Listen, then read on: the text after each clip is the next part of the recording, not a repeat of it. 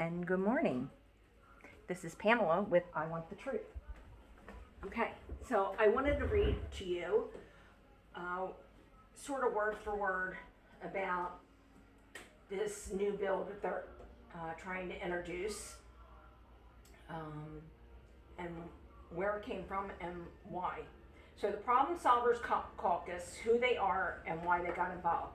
Having seen no progress on a new COVID-19 relief package in 4 months, and in recognition of Americans increasingly suffering, the Problem Solvers Caucus, referred to as the PSC from here on out, has developed a comprehensive bipartisan framework to meet the nation's needs for the next 6 to 12 months that can pass both chambers of Congress and be signed into law by the President.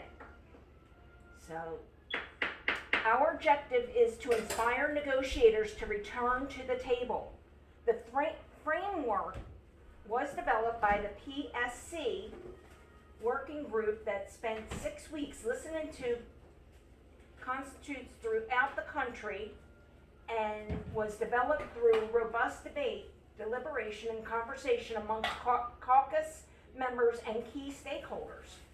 The framework has been approved for endorsement by over 75% of the PSC membership, consisting of 25 House Democrats and 25 House Republicans. So that's the part I wanted to read the most, because I was hearing 52 Democrats, 52 Republicans. I was like, how can there be that many? But no, it's 25 House Democrats and 25 House Republicans make up the Problem Solvers Caucus. Okay, so let's move on to what it's going to cover. Testing in healthcare is $100 billion. So obviously that's for the COVID, reducing transmission through rapid and reliable test and tracing, and ensuring quality treatment for those affected. It must be the foremost priority in limiting human and economic suffering. To get back on the road to recovery. Okay. Solution, $25 billion for testing and contact tracing. So they're going to test. If they find someone that tests positive, then they'll go ahead and contact all those people they were in contact with, and immediately making everyone stay in their house so they don't transmit the disease. $30 billion for healthcare providers, and that's self-explanatory. Not limited to telehealth expansion, so doctors and things like that, services over the phone, and $45 billion forgiveness of Medicare loans to providers, not to reduce Medicare trust funds. So I looked into that a little bit more, and what that was, I didn't know what that meant. So what it means is the doctors that were charging Medicare that didn't get paid because there was so many of them, that they'll be reimbursed for those Medicare loans, the doctors, and the Medicare trust fund won't be depleted. So that's good. These are all the things that makes the system fail. Okay, support for individuals and families, $316 billion. The problem, because of COVID-19, fixed costs for individuals and families are often exceeding the ability to pay for food, rent, loans, and other necessities.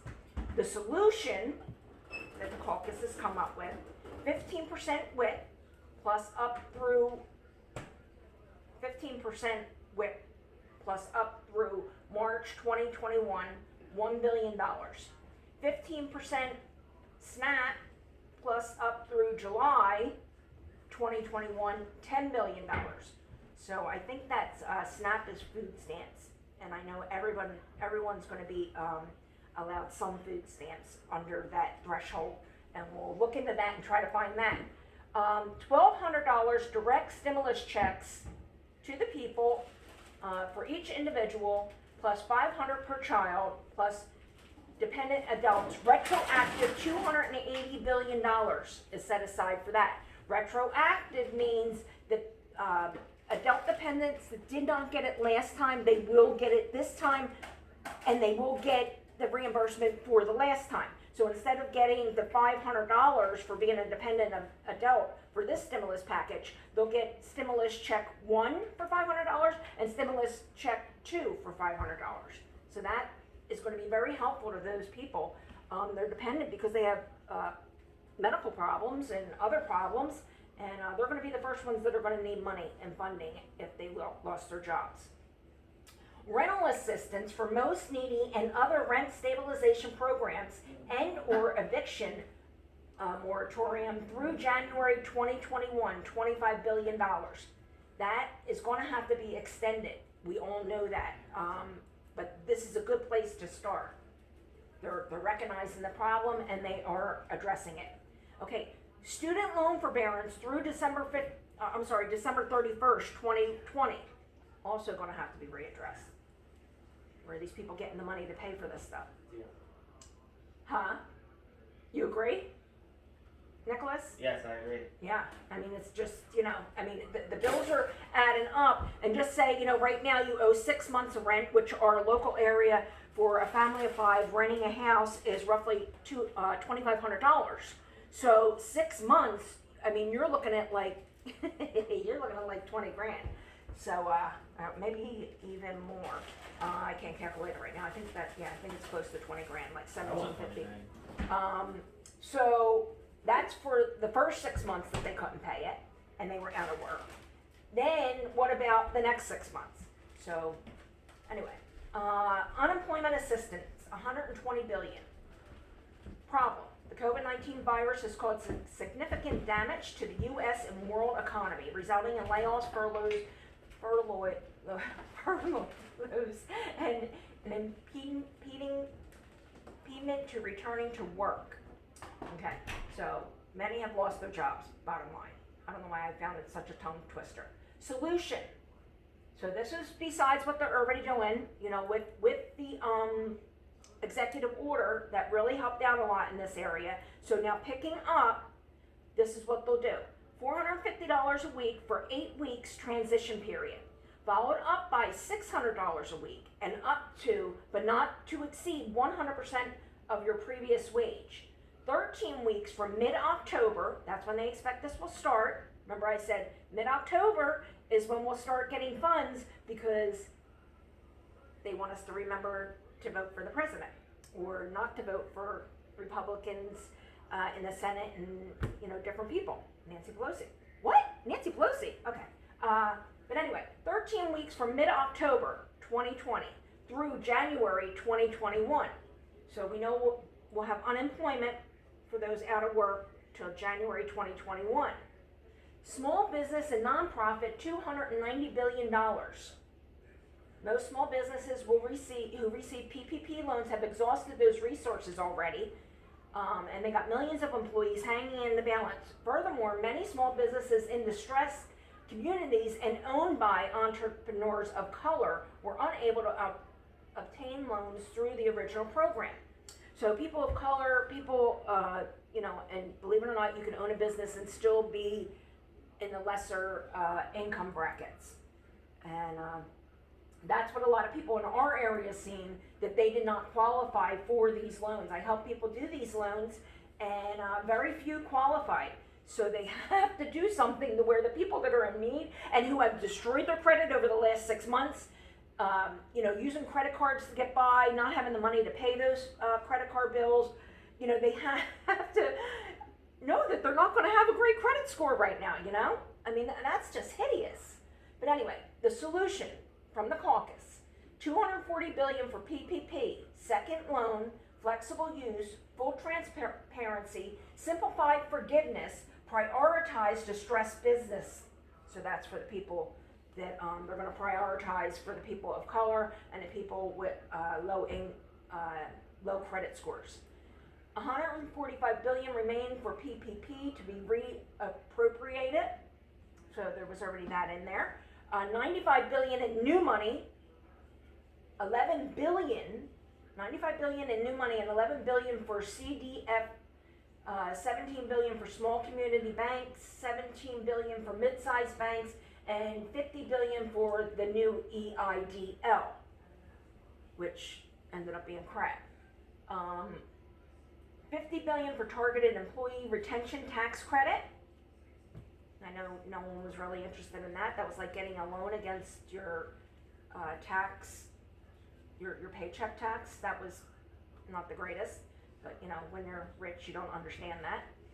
Rectify Main Street lending programs. So hopefully they're going to address these problems with the lenders where they're just giving it to their friends and other people are held to high standards. I mean, that really was a problem. They actually ran into that problem. Nick didn't clean up his mess. But anyway, schools and childcare, 145 billion. My opinion, not enough into this, but let's see what happens.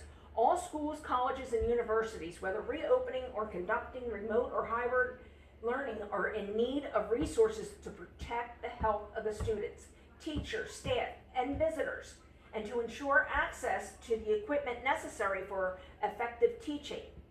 Wow, this is a problem. Child care providers have been especially hard hit by the impact of COVID-19 and are in need of support to stay open and ensure that parents returning to their jobs have access to care for their children. I mean, I know hundreds of people that cannot go back to work because their children are not in school. They're trying to remotely work, they're trying to remotely teach, and it's a nightmare, and I'm one. This is not an easy task. God bless these teachers, they are miracle workers. I don't know how they do this. I'm doing it with 2 children and trying to keep 3 businesses open, and it's very difficult. Solution, 15 billion for child care providers, flexible and immediate. Okay, so they say as soon as this is done, bam, get them their money. 10 billion for provider relief and 5 billion for the child care development block grants. We can look into that and talk about that a little bit later for those people involved in that industry. I think that needs a lot of attention. 100 billion for K-12 schools for virtual, hybrid, and or in-person learning. Now, our kids are supposed to go back to school in 2 weeks. I personally put my children into a university that just went K-12 to get them, I don't want them going back yet. I'm older, I'm close to 60, and I don't, first of all, I don't want them exposed to the virus. There's many repercussions 3 months down the road for the children. They may not get hit as bad at first, but they are seeing problems later on with their inner systems and their respiratory. So that's very, very concerning to me, and I don't even want to take a chance. And then, of course, if they pass it on to me or my husband, that's a big problem. We're not going to bounce back. We're not young, and I already had a lot of medical problems, and so was my husband. So that's very frightening to us, and it's very frightening to the children. They shouldn't be scared that, am I going to go to school and come home and kill mommy and poppy? You know, I mean, and these are the things we talk about. It. These are the things they're afraid of, and that is sad. They're 7 and 10, and they're afraid of a disease that's out there, a sickness, an illness that's out there that's going to, you know, if they get it, they might kill me. You know, and they are seriously concerned. 30 billion for higher education institutes. So colleges, which, you know, I usually say, you know, they got to participate more, but this money is needed. These funds are needed. I mean, even the rich are hit. You know, that's kind of, I mean, my brother, he's very wealthy, and I doubt he's affected by this at all. Anyway, state and local aid, 500.3 billion. The 0.3 does matter.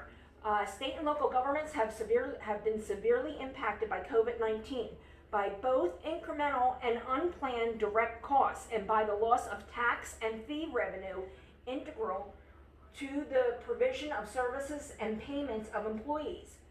Funds cannot supplement any liability that exists prior to the pandemic. Okay, that looks a little odd, but okay. So what they're saying is they can't run their county and state effectively because of no businesses are paying taxes because they're not open, and the restaurant and childcare really held the burden of that except for the larger companies like my brother and Airport, and Tactical Gear. So, I mean, they contribute a lot. They're still in full force. The Tactical Gear, I'm sure. You know, times get bad, more reason you need weapons for some reason.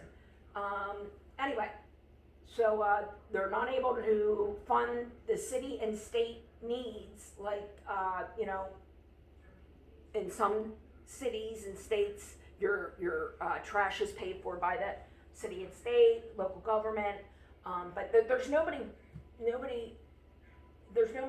to pay them to keep the city and state working. Our courts were closed for quite a while there. Of course, they had to open them to evict people. But okay, so let's see the Problem Solvers Caucus solution. Allow $130 billion remaining from CARES Act for flexible use on documented past state and local COVID expenses. There's still the remaining $130 billion, okay, from the first CARES package, the first stimulus package.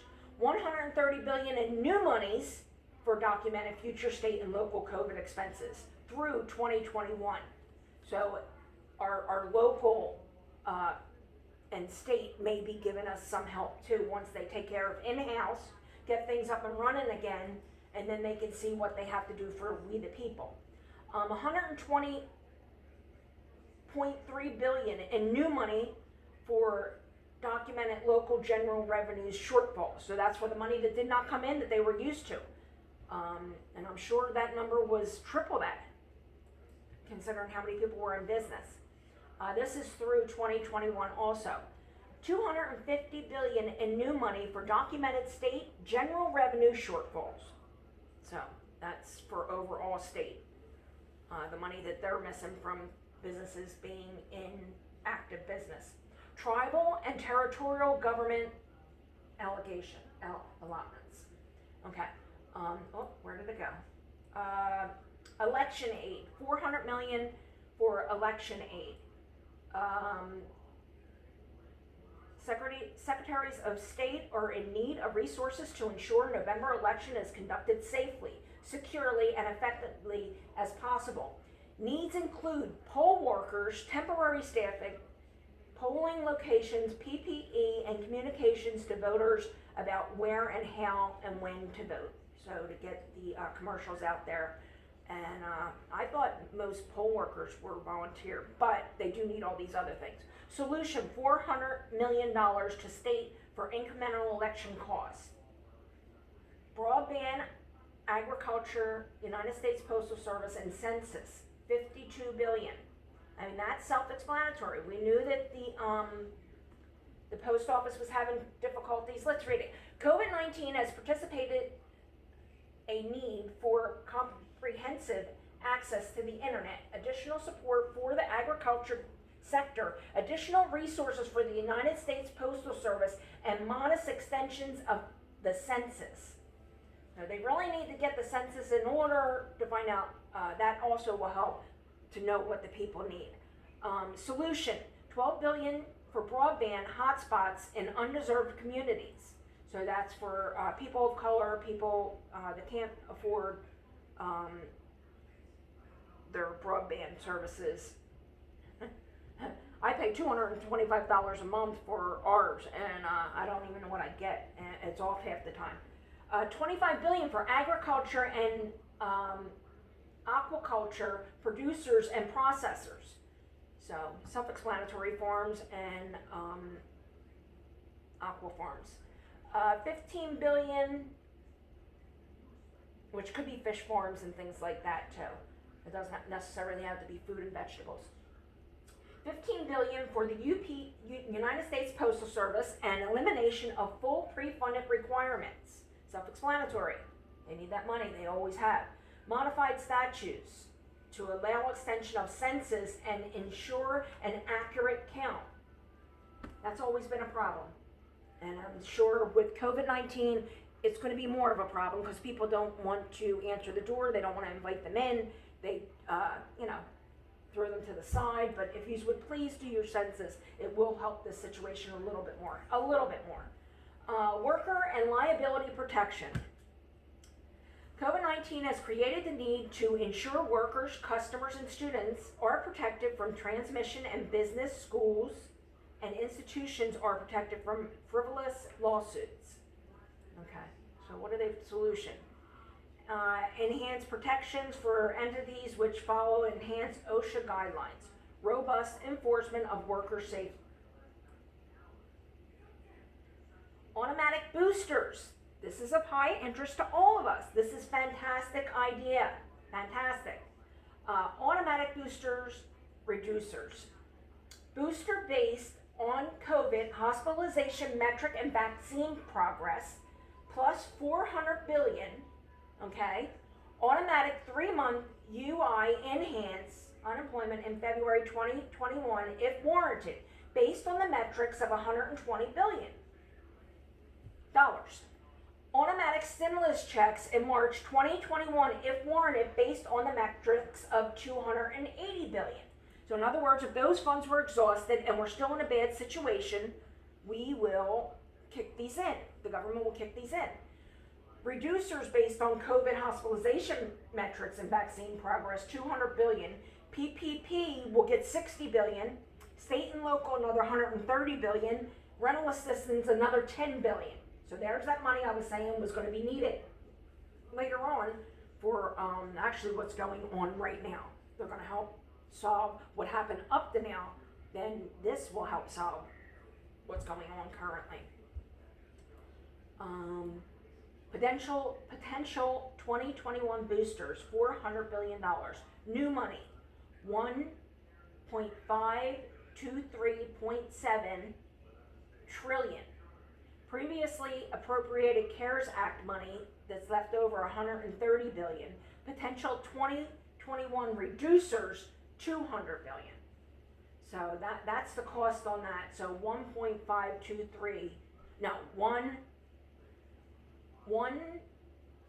trillion 523.7. I just said that wrong, but you know what I mean. A little bit too much Red Bull. Anyway.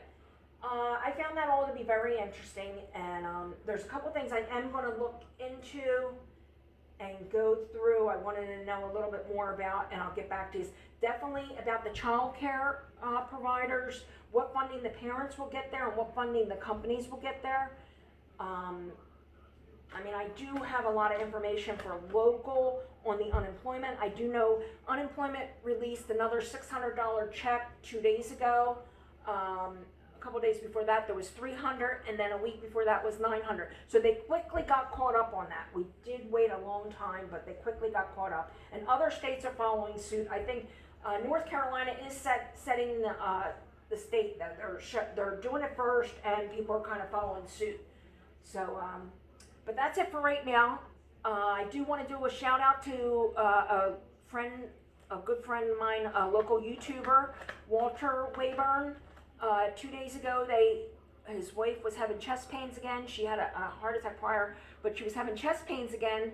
They're getting hit by a hurricane. She got rushed to the hospital. They got hit by the hurricane in the Gulf, and no one's heard anything from their channel in 2.5 days, and we're all very concerned, Walter. If you're watching this, please just reach out to someone and say, I'm okay, and have them broadcast it on your channel. We're all checking back many times. Please, everyone, keep Walter and Amy, that's his wife, keep them in your prayers. God will carry them through this. Maybe they're out of electricity right now, and they can't charge their phones and their cameras and things like that. So let's keep them in our prayers, and let's keep everyone in our prayers that were, the Gulf got slammed again, and it's just horrible. It's very sad. And then also let's keep the people in California out west, the whole west side, keep them in our prayers. But God bless everyone. I really am very thankful for this outlet for me. I need to discuss this, and I feel blessed that I can get on here, and even though not many people listen to me yet, I think in due time it will happen. But God bless. All right. There.